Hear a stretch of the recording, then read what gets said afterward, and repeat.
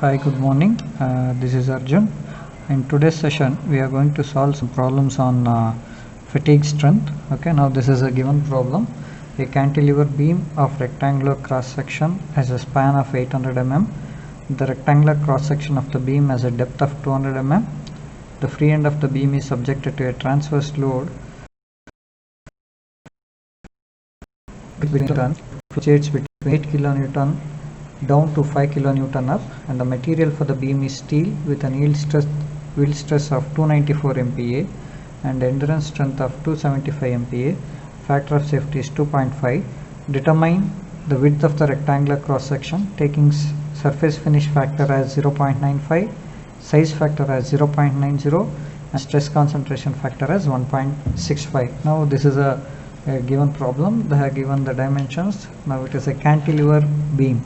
Okay, now this is a cantilever beam having rectangular cross section with a length of 800 mm. Okay, and this free end is subjected to two loads. Okay, one 5 kilonewton which is acting upward direction and 8 kilonewton which is acting into direction. Okay, and we need to find out this unknown width. Okay, so now let us solve the problem. So I'll consider bending maximum, okay, is equals to F maximum. Now F maximum is 8 kilonewton, which is 8 into 10 power 3 and with a length of 800 mm. So this will be 6.4 into 10 power 6 Newton mm. So I'm converting everything into mm. And MB minimum, okay, MB minimum is, now F minimum is 5 kilonewton, and since it is acting upward direction, need to check power 3 and length is 800 mm.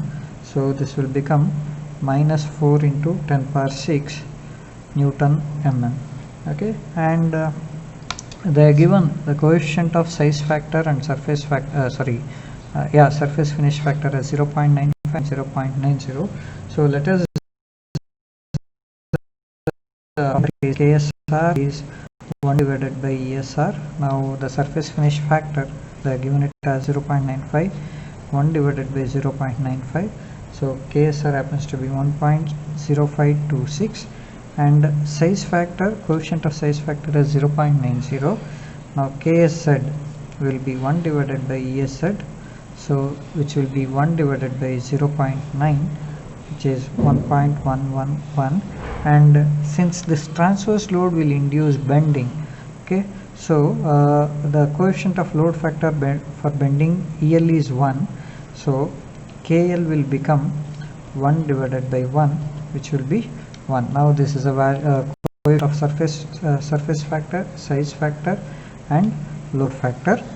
So now with this, okay, and the given yield stress is 294 MPa and endurance strength is 275 MPa. So and the Soderberg's equation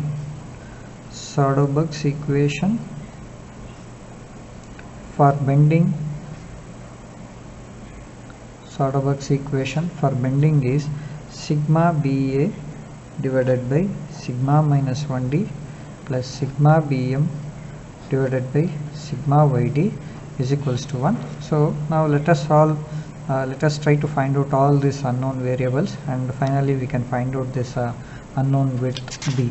Okay, so now for this, now sigma BA, we know that sigma BA is nothing but MBA, that is bending stress, amplitude bending stress. Amplitude bending stress is amplitude bending moment, okay, divided by section modulus in bending ZB. So now this amplitude bending moment MBA is MB max minus MB minimum divided by 2. So now MB maximum bending moment is 6.4 into 10 power 6 and minimum bending moment is minus 4 into 10 power 6. So minus into minus, this will become plus 4 into 10 power 6 divided by 2. So now this MBA, amplitude bending stress,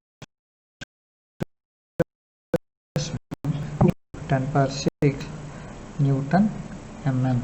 Okay, now once you find out amplitude bending stress, we need to find out this ZB section modulus. ZB is I by C. So since it is a rectangular cross section, I is nothing but BD cube by 12. So I is BD cube by 12 and C will become D by 2. So if we simplify this, 1D, 2 1s are 2 6 are. So now this will become B into D square divided by 6. So since B is unknown, let us keep B as it is. D is 200 square divided by 6, and if we simplify this, so now the answer will be 666.66 into B. Now let us substitute the value of ZB and MBA into this amplitude bending stress equation.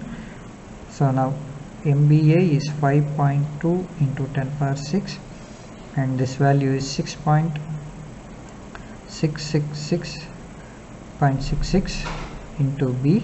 So on simplification, so this will become 780 divided by B. Now this is a sigma BA, amplitude bending stress. So similarly we shall find out the value of mean bending stress, which is mean bending moment divided by ZB. So this mean bending moment will be MB max plus MB minimum divided by 2. So now this will become 6.4 into 10 power 6. So now minus 4 into 10 power 6 divided by 2. So this happens to be 1.2 into 10 power 6 Newton mm. So this will be mean bending moment, but this section modulus remains same as this value. So now we can directly find out mean bending moment, which is 1.2 into 10 power 6 divided by 6.66 into B. So now this value will become mean bending stress will become 180 divided by B. Now we find the value of sigma BA and sigma BM, that is amplitude bending stress and mean bending stress. So now we need to find out design endurance limit and design yield stress, that is sigma minus 1D. Okay, is design endurance limit, which is nothing but sigma minus 1 divided by n minus 1D. Now this n minus 1D is KSR, KSZ into KL into given factor of safety, and this KSR, KSZ and KL we have found the values. Now KSR is 1.0526, KSZ is 1.111, KL is 1 and the given factor of safety is 2.5.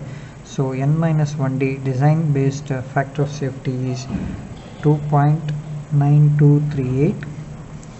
okay, and since endurance limit is given as 275 MPa in the problem, 275 Newton per mm square.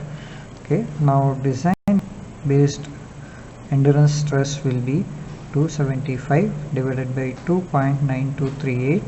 So now this happens to be 94.05 Newton per mm square. So now this is design endurance stress, and similarly to find out sigma YD, okay, design yield stress, sigma YD is sigma y divided by NYD, and yield stress is also given in the problem. So the value of yield stress given in the problem is 294 Newton per mm square, and NYD is, we know that NYD is equals to KSZ into K sigma into given a factor of safety. So KSZ is 1.111 into K sigma, the given in the problem as 1.65 given factor of stress concentration factor, and factor of safety is 2.5. So NYD will become 4.5832. so this is a value of design yield stress, design factor of safety for yield stress. And now sigma YD will become 294 divided by 4.5832, so which will be is equals to 64.14 Newton per mm square. So this is the design yield stress. Now let us substitute all that values into this equation. Sigma BA divided by sigma minus 1D plus sigma BM divided by sigma minus 1D is equals to 1. So now sigma BA is 5.2